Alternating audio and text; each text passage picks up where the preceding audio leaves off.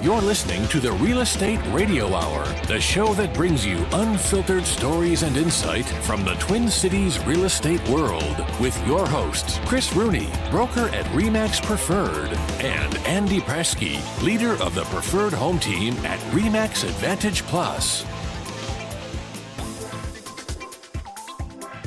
Whoa! What's up? Vamos. I don't know what that means, but good morning. I think that's what it means. Oh, Actually, No, it means let's go. Oh, let's go. I kept hearing in Brazil, beleza. Beleza.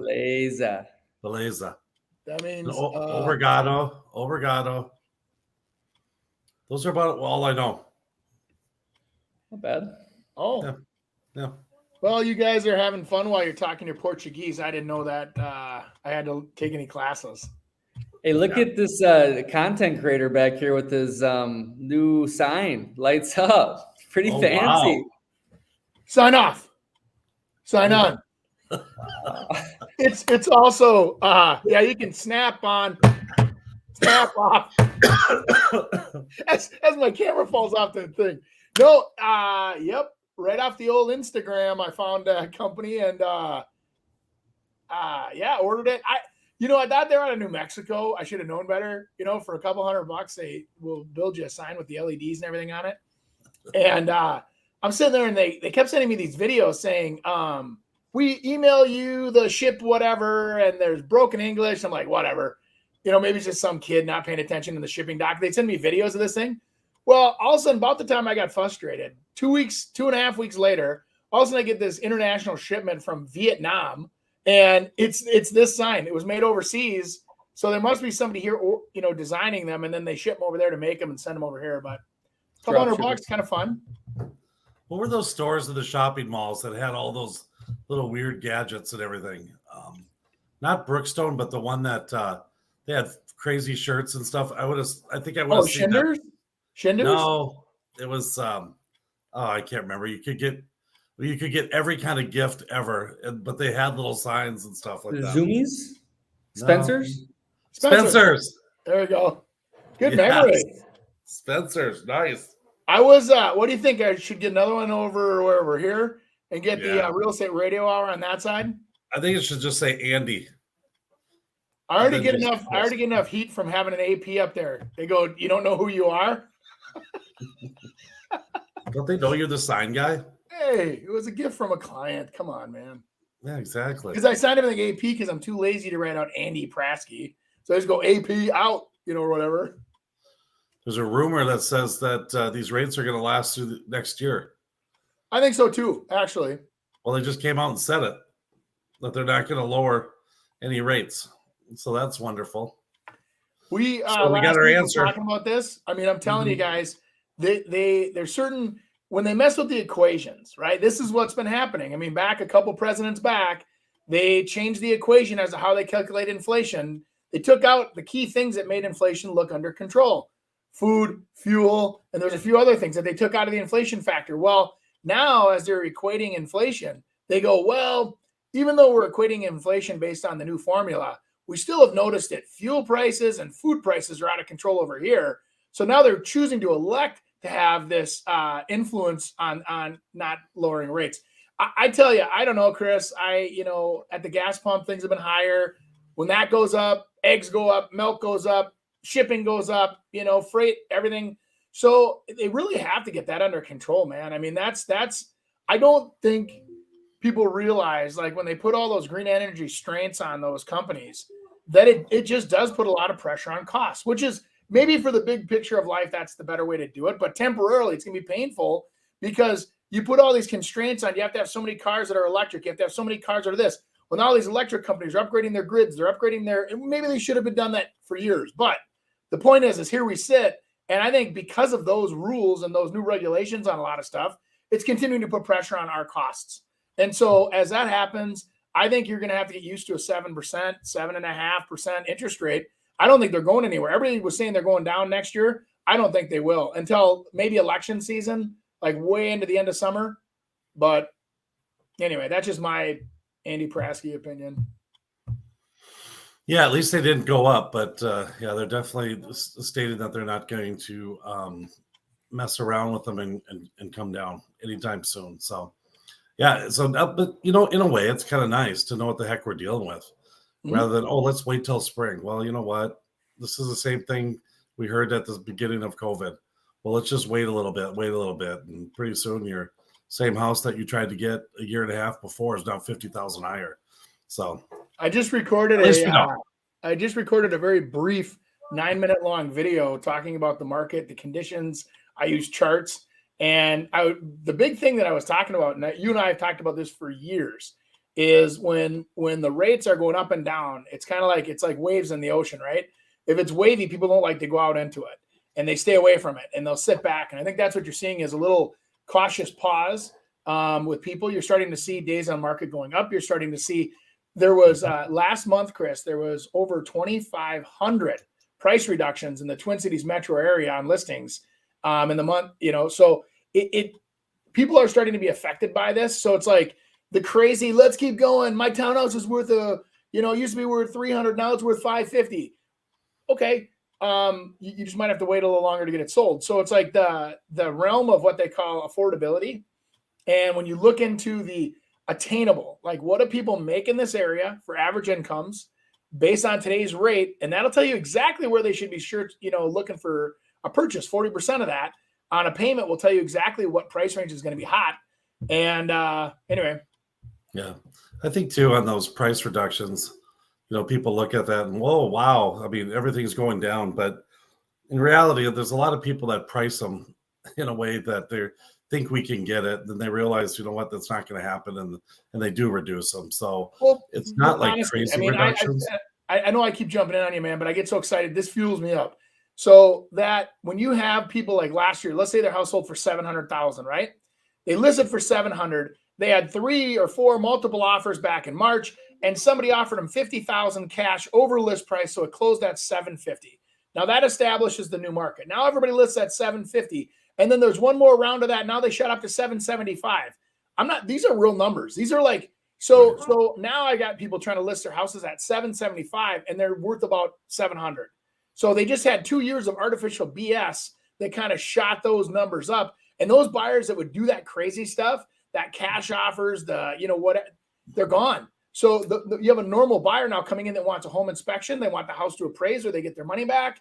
So all these things are starting to factor in, and it's probably a healthier market. So yeah, there it is. But yeah, I think you're hitting it right on the nose. But I think the biggest thing is just kind of knowing what you're dealing with versus all this uncertainty of. I think that's really important to kind of get people in which to be able to spend money, because they're nervous. I mean, they don't know what a gallon of milk is or how much eggs are going to be and how this is going to get affected. And is it going to be a cold winter and with gas prices? And do I have to save money in which to be able to do that? So how about this, Andy? How many loan officers now do you think with this news are going to be looking for a different job? I'd say half of them. A lot. I think a lot. And I think there's going to be a bunch of realtors that follow them as well.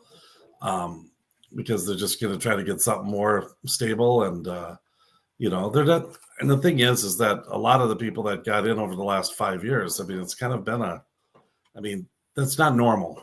That's not normal, what happened. And going back to normal and maybe getting spending habits that weren't quite indicative of what future income will be is hurting people. Well, Chris, in all fairness, I don't want to, sugarcoat it for everybody, but the consumers, when they were, all of a sudden inflation started really happening around us rapidly. And a lot of us already got our big raise. We haven't had a raise in years. We finally got our raises. We're living good. And then things around us start going up a little bit. And because we have our new money, we're kind of okay with it. And so people are living with it. And all of a sudden they start realizing, man, I'm a couple $100 a month short. Well, now that rides on the credit card. And now you're starting to see consumer debt where people couldn't keep up with inflation. They refused to change their lifestyles. They continued to live the way they lived. And so that inflation, that everything went up, they started putting on credit cards. And so now we're seeing a tremendous amount of credit card and consumer debt. I talked about the amount of evictions that were in place last month with apartments, and that's a staggeringly high number now too, where people aren't paying their rents because they can't. So we're in a real interesting pickle. I think we're seeing the consumer struggle, and there you go. You're starting to see the consumer struggle, but hey, the leaders of this country have set the bar. If you want anything, you just put it on your credit. That's why we have $33 billion or $1 trillion worth of the consumer or federal debt. It's like consumers are doing the same thing. There's just a series of bad decisions being made from people that can't pay these bills back. And at some point in time, somebody's going to have to say, okay, who's going to pay this back? And if they don't ever pay it back, who's going to file bankruptcy? And what does that look like? You know what I mean? And so it's like, we're into uncharted territory here where you're starting to threaten your own US dollar. You're starting to threaten. So anyway, real estate show. Let's get back to real estate. But that all affects it, Andy. You're right on. Sorry. Yeah, I found this real. I don't want to keep with the doomer news, but it fits in with what you guys are talking about. So I'm going to play it here. 1980, 1990, and 2000, because this is when the boomers were in their 30s, depending on when they were born, compared to us millennials today. Housing prices, $48K, $76K, $105,000. Interest rates, 13.7, 10%, 8%. Principal and interest on those with a 20% down payment, $446, $534, $616. Average rent, $243, $447, and $602. Median household income, $21,000, $30,000, $42,000. Why am I sharing all this? Because collectively, no matter when you were born, boomers, whether you were born in the 40s, 50s, or 60s, you were spending on average about 18% of your income on rent and or housing. Just 18%. And I will say in the 1980s, the older boomers in 1980, with those high interest rates, you were spending about 25% of your income, so you felt a little pressure. But if you didn't want to buy a home, you could rent for just 14% of your income. Now let's fast forward to today. The millennials in their 30s, 2023, the average home's $436, the average rent is $2,000, interest rates are 7.5%, and the average income for a median household is $81,000. So to own a house, which you couldn't even qualify for this house, by the way, but it'd be 36% of a family's income. And if they were forced to rent, it's 29%. Those numbers are very realistic. Mm-hmm. Because all that math still added up when rates were at 3%. This is the part we keep forgetting. We all got used to 3%. It's like we got used to the hot tub being 102 degrees, and you're like, oh, it'll never change. And we started living our lifestyles around it being that temperature. And I'm telling you, things have changed. It's the prices only shot up that high that fast because rates were so low for so long. And I'm telling you, keeping the rates that low for that long really screwed us up. And it's it's like taking medicine, and now we don't have any left. Andy, my whole prediction about people selling on contract for deeds and doing that kind of stuff, I think is going to be very real coming up. I'm having a lot of discussions on that, and I'm selling people's houses that have 3 to 4% interest rates, and being able to even give someone 6%, you're making money, and give them 6%. I mean, you're going to be way ahead of the market, and probably get the value because people are going to be looking at that. Now, there's a lot of things you have to talk to your accountant, your attorney, your realtor, everyone else, but it's a real thing, and it was a real thing back in the 80s, 70s. Gosh, my mom and dad were talking about it when they've kind of got into actually in the 60s, and they were talking about how many, almost every house was some sort of contract for deed because the rates were, so high. So to get people in, they had to do different things. Now they didn't have due on sale clauses and things like that, but people held those mortgages. So, well, and I made a proposal a couple of weeks ago to an agent that had a lake place for sale. And I said, listen, I know you just bought this. I'd be more than happy to pay full retail for this place. I'll give you the difference in cash. But what I want to do is I want to assume your mortgage because I knew their mortgage was at like 2.75%. And I'm telling you, the problem we're having, Chris, is that some of these newer agents and younger people that are in the marketplace aren't used to hearing that stuff. They're confused by it. They don't want to deal with it. They're like, no, I'm just going to sell my house. And I go, you don't understand that eventually that will become an ace in your back pocket, right? It's like, it's going to become that negotiating chip that will get you everything that you wanted. So don't give that interest rate up if you don't have to. Now, Right. On the other hand, I've heard a lot of families that are out there, these houses have huge amounts of equity and they're in all kinds of debt and their credit cards and their cars and everything else. Now, refinancing. Some of these people that refinance use some of that equity out of their existing house. Their payment on their house goes up, but it's at 7%. Interest rates on credit cards are at 18. Cars are at 12.5. So it's like, so sometimes using that equity to pay everything else off to get a lower overall exposure is a really smart move. Again, talk to your accountant, but a lending professional too. Yes, sir. All right, we'll do some positive news here, or at least try to. We're going to do a little real estate role play here. And I know it's not necessarily just the governor who makes these decisions, but let's say the governor had all the power. If you were the governor, what would you do to make housing more affordable in Minnesota? Not just apartment buildings, but for everyone. I'm ready whenever you are. Go for it. I think it's going to be the same thing. What's that? Fire everybody in the government. Get rid of the Met Council. Get rid I of was going to say, stay out of the way. All the county officials that add all those fees onto the housing to make everything so expensive. Get out of the way. Let us produce some stuff. Let us develop something that's affordable without all your fees on it. That they blame on the developers being greedy, and it's the counties and the cities and the state and the Met Council, and God bless America. But I mean, come on, guys. That's very true right there, Mr. Prasky, that, the cost, the add-ons, and the regulations and what you can and can't do and how you have to be able to do it is out of this world. I mean, it's crazy.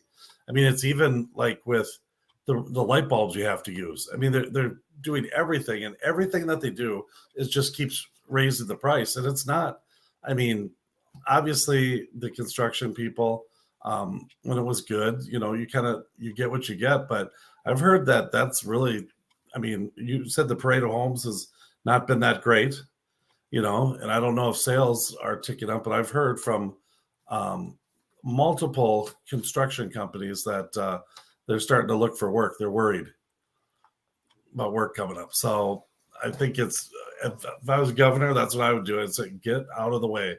Let's let them do some stuff, maybe create some sort of rural housing, but yet get it kind of so they feel like they can go there. So let's give internet speeds, access to areas. Let's reprieve some of these insane fees and whatever else. You guys have a surplus at the state of Minnesota. Why don't you use that to subsidize some of this new production to get our costs down to help these people? And I know a lot of people look at the government for the solution. This is a perfect example where the government's in the way. It's like, get out of the way so we can do what we want to do. Let our hardworking Minnesota families get to work, develop land, build houses, do it at an affordable rate. I mean, the state of Minnesota, if you look at like the building requirements in Minnesota versus Wisconsin, and we can build a house for $35,000 to $40,000 less in Wisconsin because the building practices are a little different. So you tell me that all the houses in Wisconsin are garbage?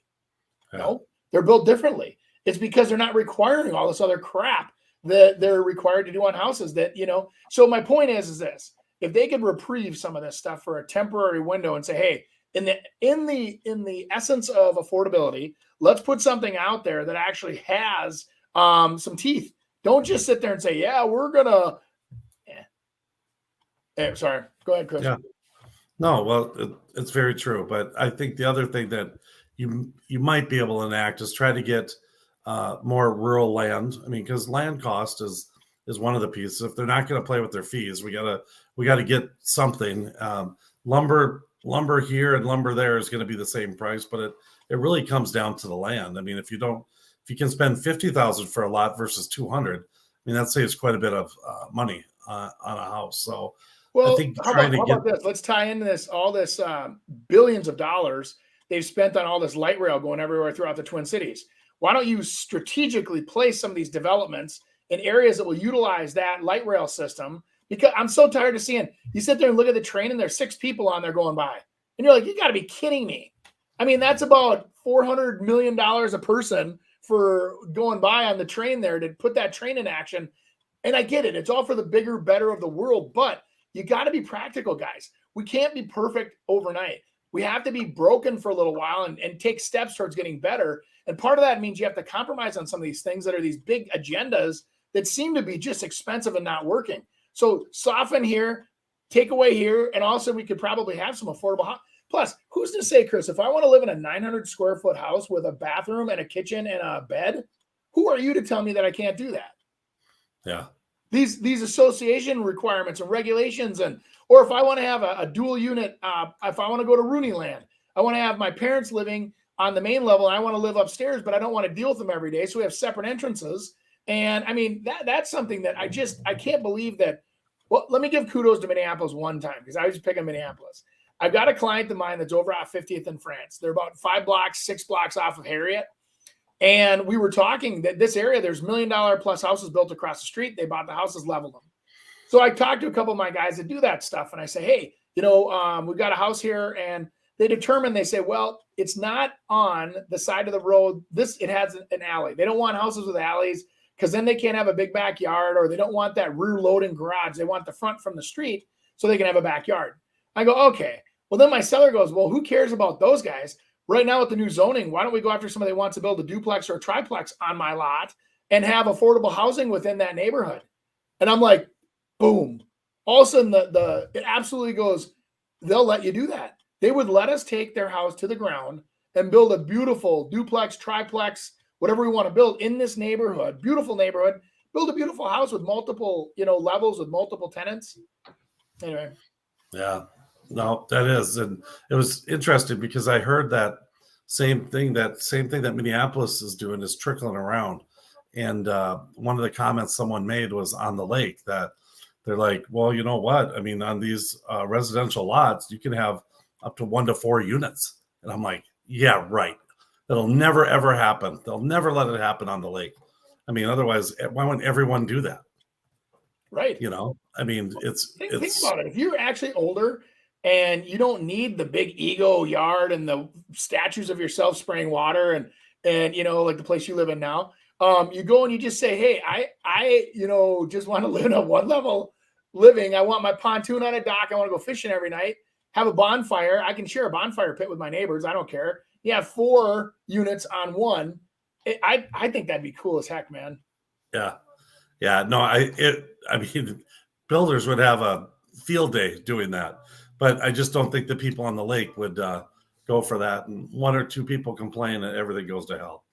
So, yep. Well, just like living on a golf course. I've had that happen too, where I've had clients that live on golf courses. Then the golf courses go to rezone or redesign, or we're going to go from 18 down to 9, and people go crazy.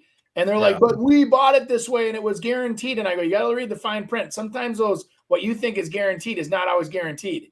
So, including lakefront ownership. Yeah, exactly.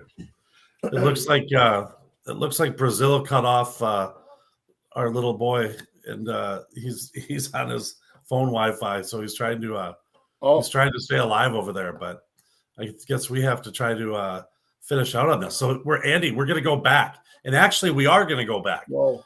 On Saturday. We are back live in studio at WCCO on, what do they call their show? Is it the Minnesota Real Estate Show? Yeah, and it's the Ryan O'Neill and Scott Wolmering. Yeah, Mike Overson, all the boys. They invited us in. I just hope we don't swear. I mean, because we have been how many years? We don't swear that much, but there's times where it slips, and we can get away with it here on air. For years, I'd sit there and try. I'd have to think about what I was going to say before I'd say it, which is not like in real life where I just say it. I was going to say you had the most unreal restraint, because we'd be on break and you'd be and then on air. Yes, sir. How are you? I mean, you were pretty good. We'll take the caller. Thanks, Bill from Minneapolis. What can we do for you today, Bill?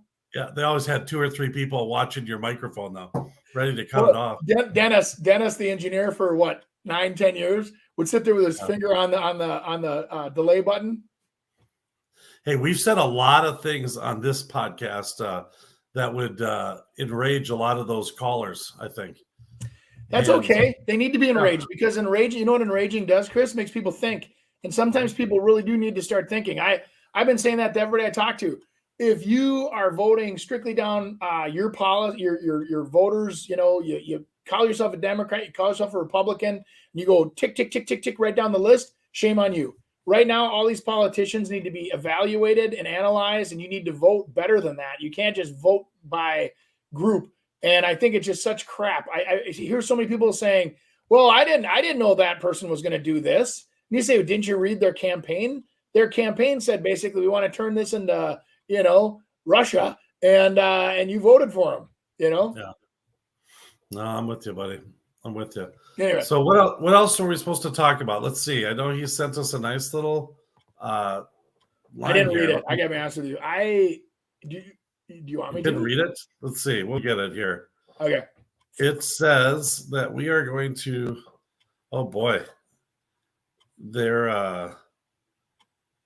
Okay, so why do people sit on non-owner occupied properties and let them just sit rather than sell them? Have you seen that, Mr. Prasky?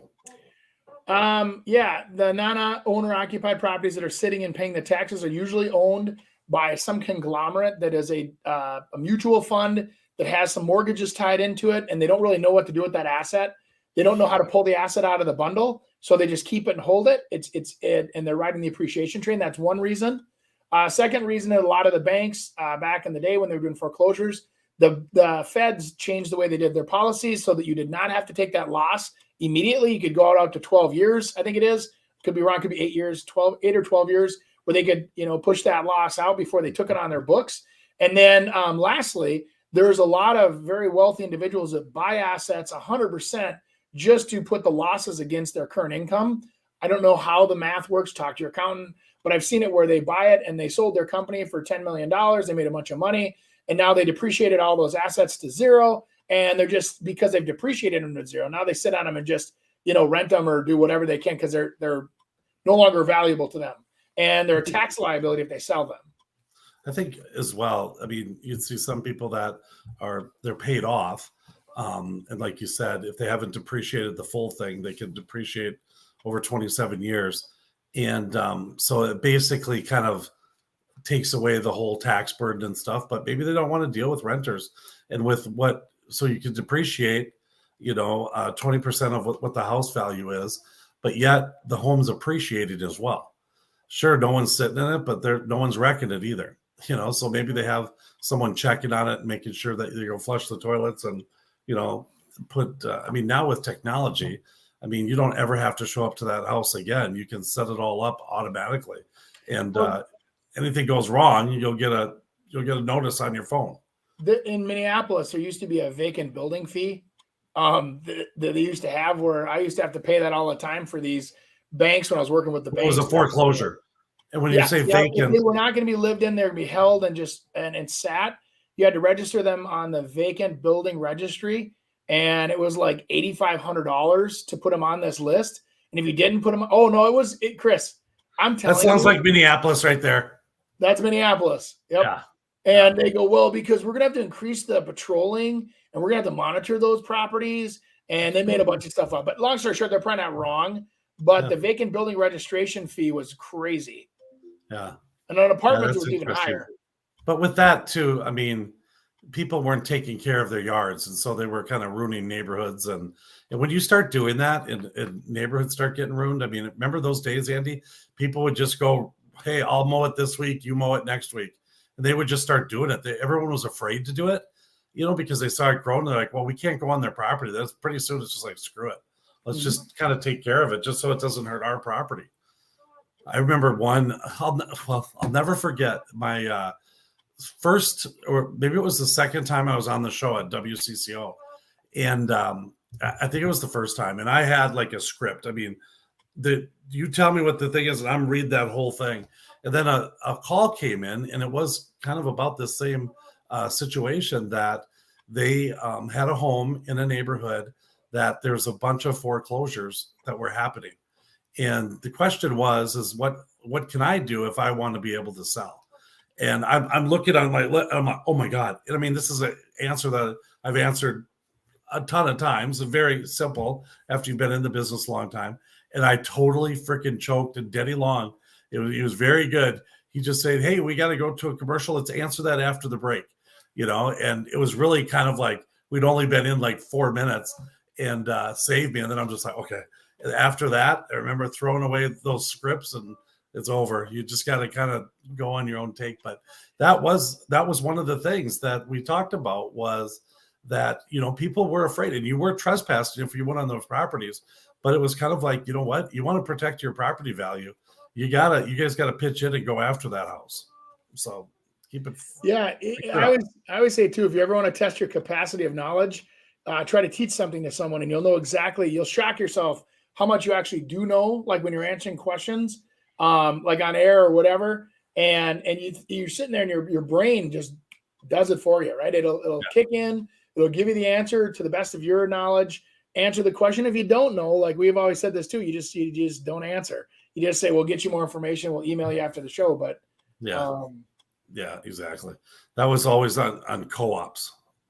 Yes. Remember co-ops? I mean, just because around. They're not very prevalent here.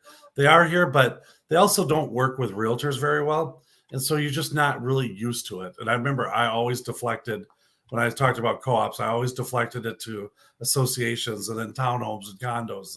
And then we were able to kind of get away from that answer with kind of thinking people thought we answered it, but we really did.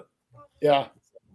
But no. That's crazy. You think about that going back to those cooperatives, and that's an example of where you're taking a situation where it's a real hybrid, right? It's like I don't necessarily want to be in an apartment or a senior housing situation. I still want to own something, and it's kind of controlled so that it feels good. So as you're getting older, you don't have to worry about getting taken. Now, is there money being left on the table? Oh yeah. Yeah. Is there, I don't know. I think there's a lot of opportunity costs there, but again, it's lifestyle. It's a choice. Correct. Yeah. Choice that works for people. Yep. So I agree. Hey, I'm back. They cut the power to the whole complex, and I went outside and handled it. So let's rock and roll. Where are we at?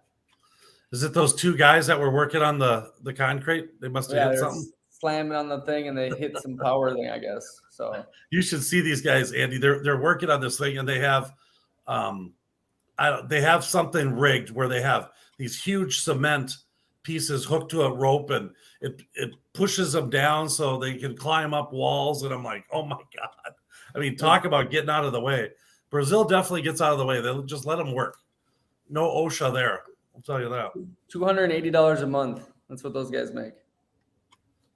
$280 a month or a month. Wow. $280. Hey, so let's get into that little luxury spotlight here. Okay. We're going to do a home in Lakeville. It's going to be brought to you by Chris Rooney Home Experts. Let's rock and roll. I was just 1 year old when my family started in real estate, where both my parents were agents.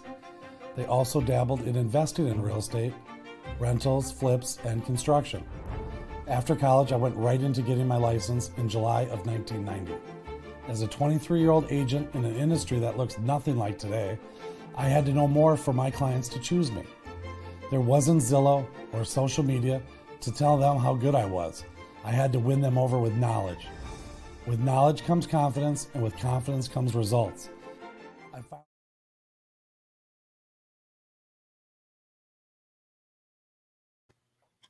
All right, we got 9,239 square feet on 25 acres in Lakeville. This is something.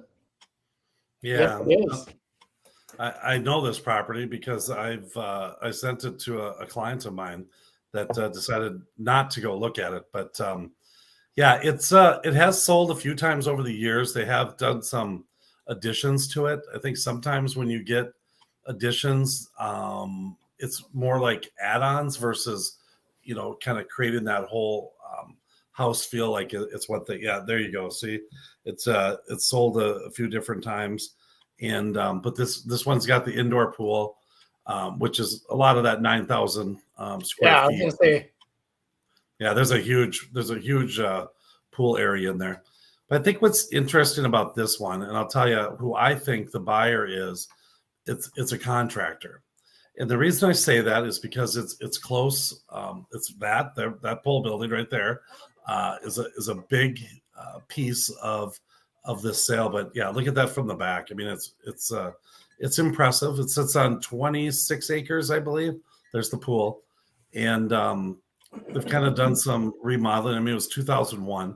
But I think what you have to do in a property like this, number one, you have to minimize perceived expenses now and in the future. And so they did do some things, but I think they're calling attention to it, which just makes you maybe think of more stuff. So let's if see you that read pool in the wording, yeah, it's an indoor pool. Yep, there. So some people like that, and some people would, fill that in. I've had that before, that same thing that they kind of take out that liner and they build a deck right there, and now it's a party room versus trying to take care of that all winter. So is what it is.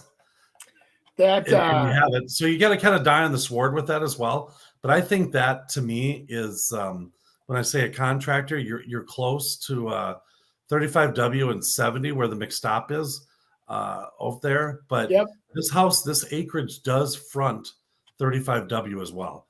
And so this house sits kind of way back off the road. But when it does that, it also, there's like a thin strip that's the driveway, brings you all the way back to the back. So I would assume there's some noise issues going on there. But there's also a gravel road.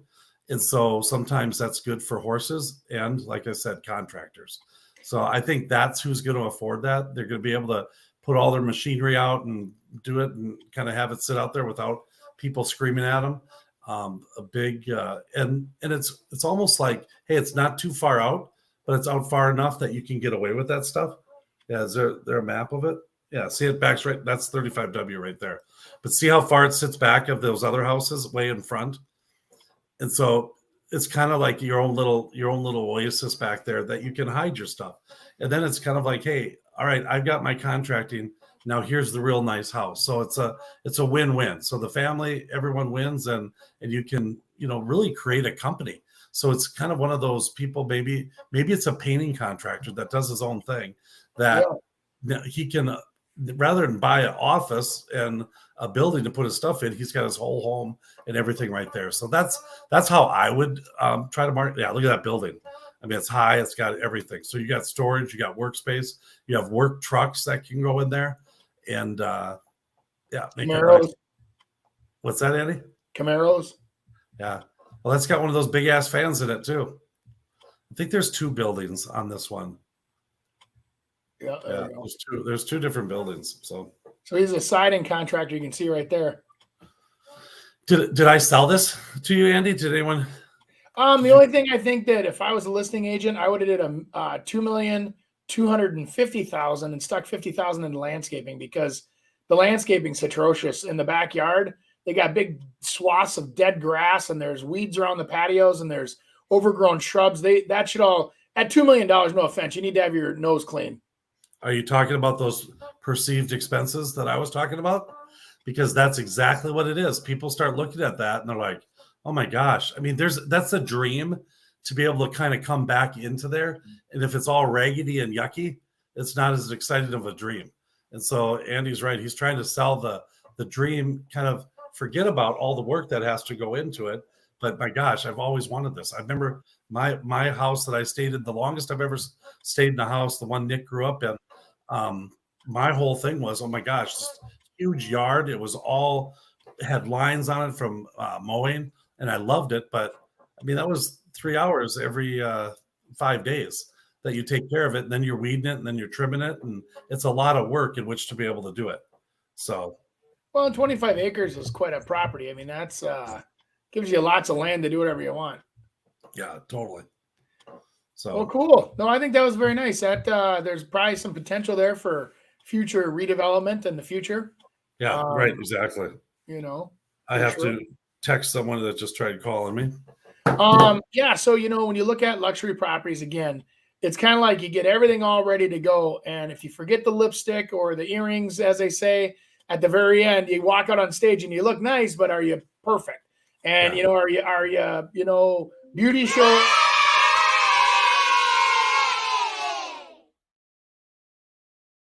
In the old days, that would have been sexist, but nowadays it could be guys too. So who cares, right? There you go. Yeah. There you go. Yeah. No, Andy, you know what I heard yesterday? What's that? I have to tell you what I heard yesterday. Okay. Someone referred to a bathroom, like between two bedrooms, as a Jack and Jill bathroom. And I said, no, you could not do that. I don't even know what you call them anymore, but it can't be that. Do you know what it is? What we call those now? Well, they're en-suites. They're shared en-suites. A shared suite. There it is. Yes. Well, the other thing is too, is like you look at just the naming of some of the rooms, and I think some people are overthinking this too. They'll say this is the master suite or this is the whatever. And you get into that point where you say, listen, let's just come up with friendly terminology for, I don't mind renaming a house. Call it the primary suite. Call it the owner's suite. I've been calling it the owner's suite for years. And then people are like, well, what if you're not the owner? It never ends, Andy. It never ends. I mean, it's been called the master bedroom for 7,000 years, or at least as long as I've been in real estate. And honestly, it has nothing to do with what people think. No one's trying to offend anyone. No, I don't think so. I think we're just trying to sell houses. It's architecture. If we were told they were called dotty dot rooms, we'd call them dotty dot rooms. Yeah, right. Oh, you guys are going to love the dotty dot room. Hey, speaking about funky architecture, though, I got a home in Mountain Lake. Andy, you familiar with there down south? One of my best friends is from Mountain Lake. They got one of the best A&Ws in the state of Minnesota. Ooh, how do you have the best A&W? You know why?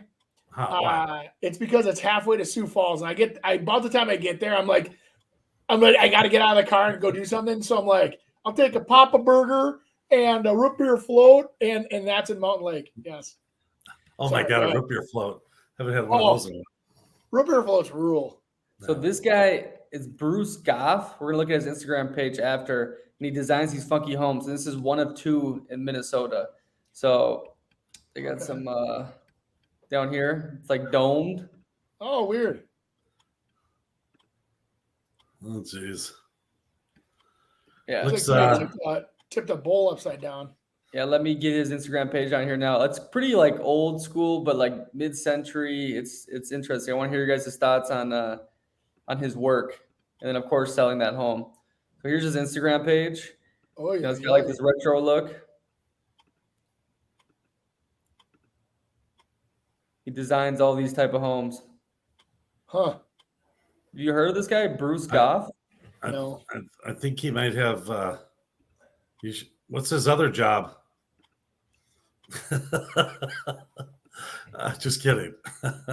Yeah, be nice. This is probably going to be the next Van Gogh here, so I better be quiet. Oh wow! But you got to remember, like somebody building that caliber. You know that guy when you hire him commission him to do your house. It's not cheap because he's a creative artist and he's probably charging a ton of money to do it. But you look at like a town like Mountain Lake, and I had a friend of mine just sell their family home for $45,000. Beautiful house, ready to go in Mountain Lake for $45,000. So I don't know what they were trying to get for that place you showed us, but I think I read something that it was he built it for his parents or something. Oh, someone built it for his parents, but it was right in or what? I don't know, Andy. I think the only way that gets sold is an Airbnb type thing again. Yeah, I mean, where it's very creative and it's kind of really cool to do for a weekend, but I'm not sure they should maybe move it out onto some acreage or something. You know what I mean? Live in there full time, yeah. Jeez Louise. Hey, so this is the one in Mountain Lake. That one right there, are the shingles missing paint in the front or what is that? I think those are windows, stained glass windows or something. But see on the yellow, it looks like it's missing paint. Yeah, the paint's chipping off. Why would you not spend 10 minutes to put that on there? This was 1971. Oh. That's when it was built? Yeah. It was designed for his parents, the Jacob Harder house. So it's probably all lead-based paint too. So Chris, you can't eat the chips.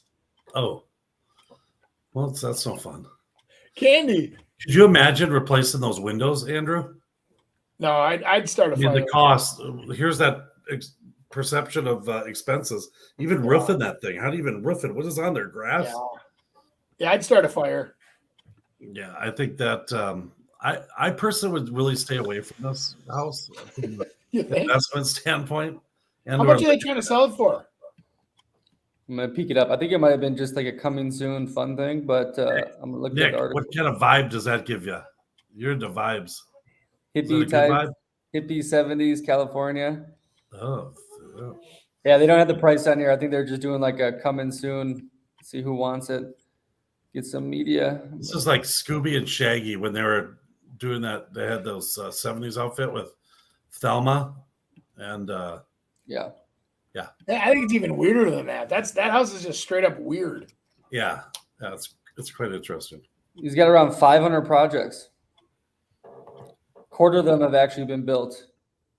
Oh, does a lot of designing and then I could see that where if somebody wanted to buy it as a drawing, to put on your wall, like as a piece of a point of interest to go, wow, look at this weird house, and then have to build it.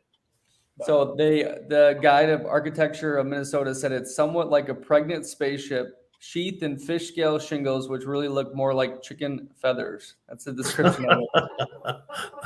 And Oh those are God, hard to find. he said it way better than I could have. I agree. Good golly. Where's Andy's commercial? We haven't had Andy's commercial. I am a commercial. So We're about to go into it, Andy. I got a good question for you to answer, get some good content out of it. So brought to you by Andy Prasky, Preferred Home Team. Well, they said I could have 30 seconds on the show for a quick ad. Andy Prasky, Remax Advantage Plus, Andy@Prasky.com if you want to email us. Here's the thing, 22 years in the business, over 1,400 sales. I'd like to help you with your real estate needs. If that's buying, if that's selling, if that's building, whatever it is, give us a call, send us an email. Let's get you started on your real estate journey. I'd like to help you on the way. Lots of experience here, and I would like to put it to work for you. Andy Prasky, Remax Advantage Plus. Thanks for listening to the show.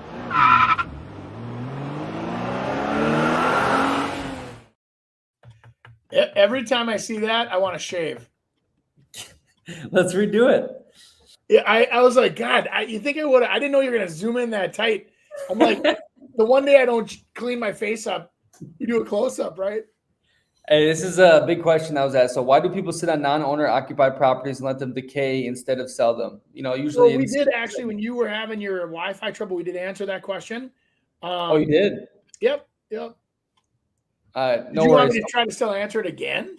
No, let's do your most out of the box marketing you've done to sell a home. Story time. Well, back when the rules were different, we used to have I had several properties I was marketing on a golf course.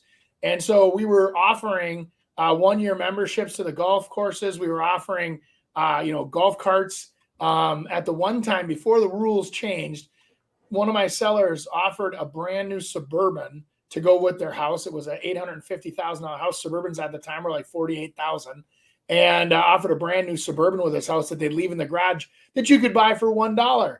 And that was before we got into all this housing crisis kind of stuff we were into. But that's kind of some of the crazier, things nowadays. I think crazy has turned into technology, and technology meaning that we can actually, based on your habits, like, when you accept all these cookies, all you're doing is letting people understand what you are searching for. So if on your computer, you like to go shopping for your fishing, fishing shirts, fishing lures, fishing boats, and well, guess what? That information, when they swipe it, they're going to send you ads that are pertaining to fishing.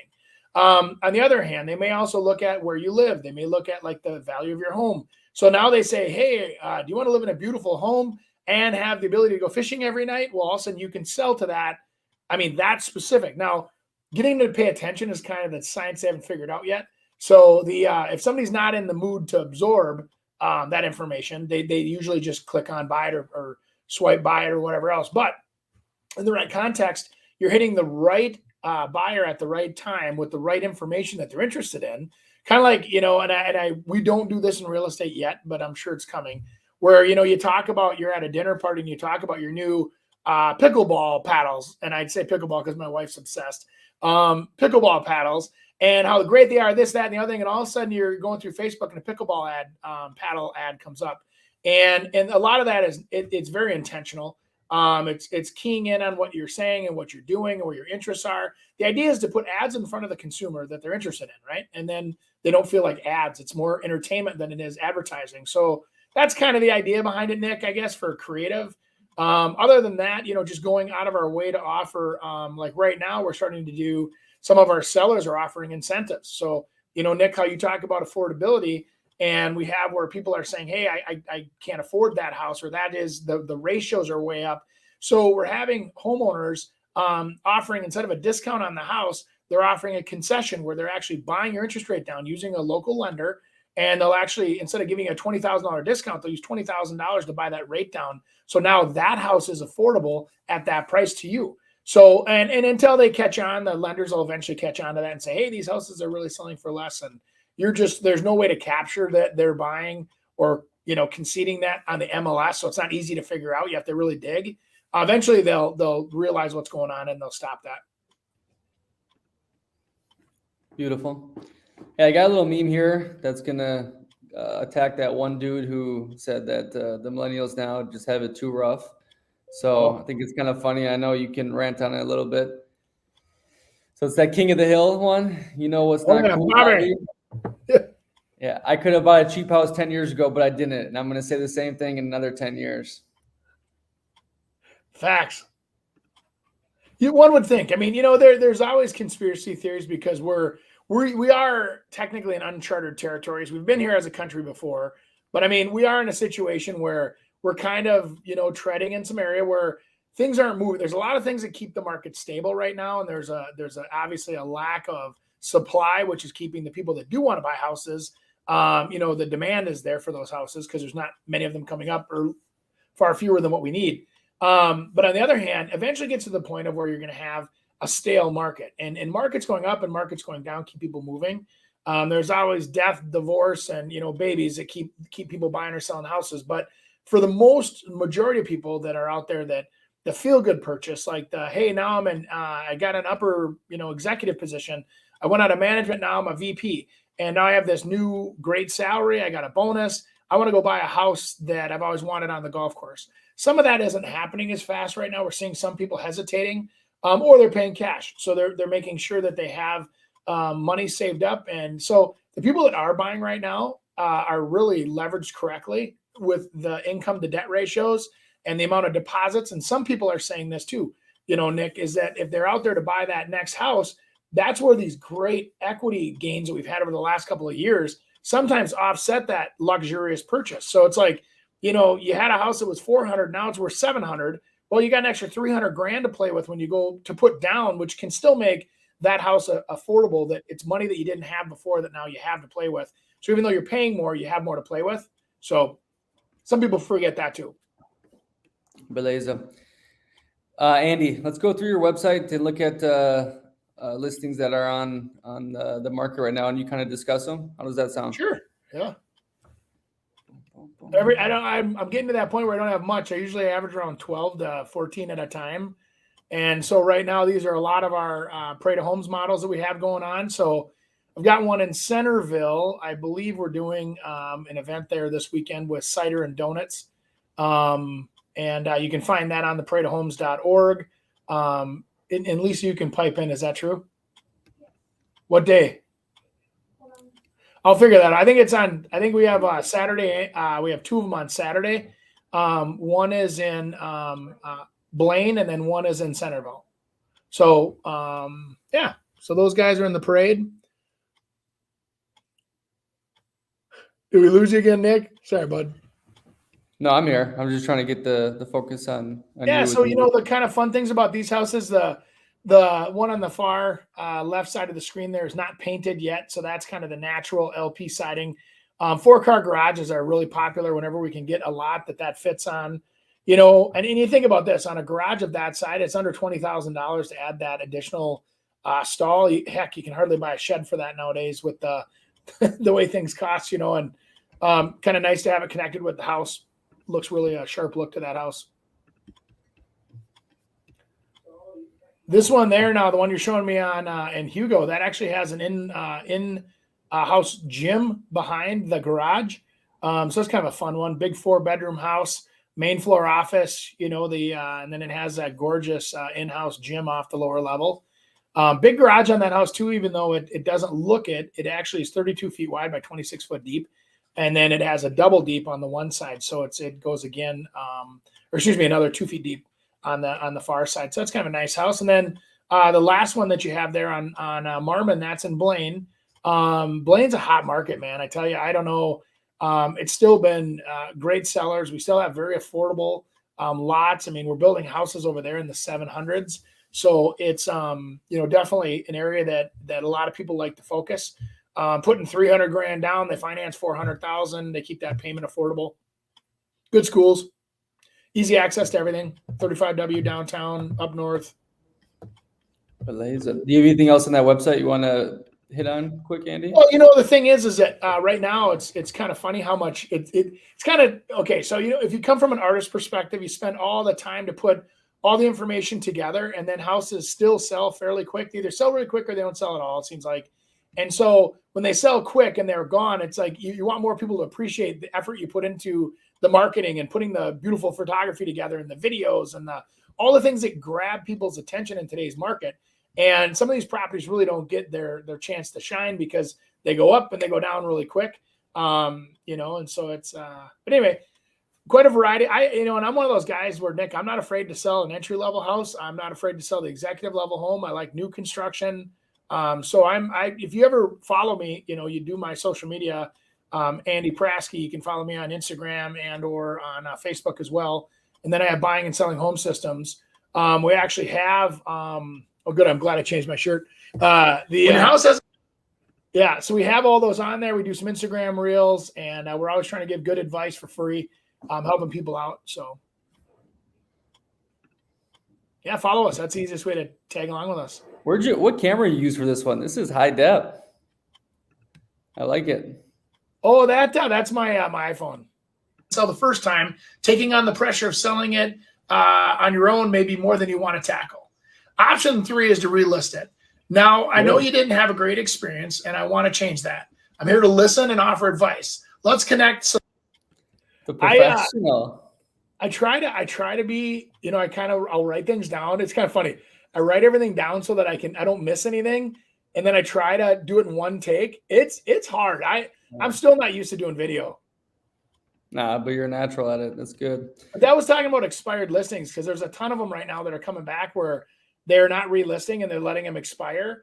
And so I thought it'd be a good thing to tell people, saying, hey, as you're getting back out there, I mean, you obviously had a goal to move. You had a plan, and you're not following your own heart if you're not trying to sell it. So instead of just giving up and taking your ball and going home, have somebody come in and reevaluate the whole situation for you and take a look at maybe there's one little tweak that we can do, but all of a sudden you can have that success and get your life moving in the direction you planned on. And that's the key thing, is that it's sometimes it's like boiling water, right? You're at 212 degrees. You get your water all the way to 211 degrees. It's hot, but it's not boiling. That one click can all of a sudden, boom, you got a sale. So that's what I say. There's a lot of science behind today's market. And if you look at, are people looking at your stuff? How are they looking at it? How long are they looking at it? Are they looking for more information? Or are they one click and gone? You know what I mean? And that's the thing, is that you have to really evaluate. Beautiful. Hi, guys. Hey, that link down there that has all our stuff, our websites, the YouTube, every podcast platform streamed on. Leave us a review, subscribe on the YouTube, give us a like. And if you want to buy or sell a home, you know who to contact. Anything Don't else? forget Saturday, guys, 10 a.m. Oh, WCCO, yeah. Santa's coming to town, 10 a.m. You guys are back. How long you guys going? The full show? Hey, if those guys will take us for an hour, we'll stay, because we have so much to tell them. So no, it's actually there. It's a wonderful show. It'll be good. We'll be there. We'll have fun with it. We'll take some pictures. I guarantee you. So follow Andy at Praske, and I'll post a bunch of pictures for you to follow. Beautiful. All right, guys. Have a great weekend. See you later, Andy. Thanks for joining us this week on the Real Estate Radio Hour. Don't forget to visit our website, realestateradiohour.com, where you can subscribe to the show on iTunes, Spotify, Stitcher, or your preferred podcast listening app. If you enjoyed today's episode, we'd appreciate a rating on iTunes or sharing us with a friend. Until next time, stay awesome, Twin Cities.